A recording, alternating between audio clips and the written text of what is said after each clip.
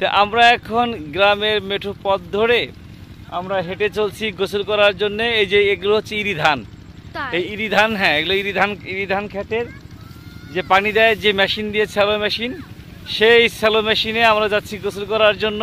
একটা অন্যরকম অনুভূতি, একটা অন্যরকম আনন্দ, অন্যরকম মানে নতুনত্ব নিয়ে আমরা সেই এনজয় করার জন্য যাচ্ছি, যে স্যালো মেশিনে গোসল করার জন্য। মা তুমি কি বলবে? বলো, তুমি কিছু বলো। আসলে গাইস অনেক মজা হতে যাচ্ছে আজকে। আমি আজকে জীবনে প্রথমবার যাচ্ছি। আর আপনারা যদি যে থাকেন তারা অবশ্যই কমেন্ট করবেন, আর না যে থাকলে আমাদেরকে দেখুন, আপনারা ইনশাআল্লাহ পরে যাবেন।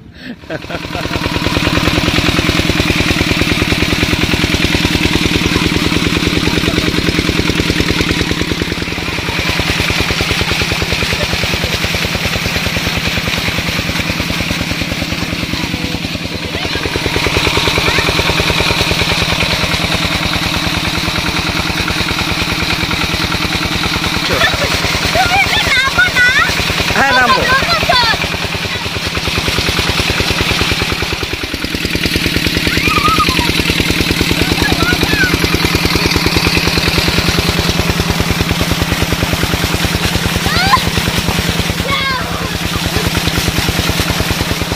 সাথে আছে এটা আমার খালাতো ভাই, ছোট চিকচিক ছিল রিজনের সময়, এখন বড় হয়ে গেছে, ওর নাম পাপড়।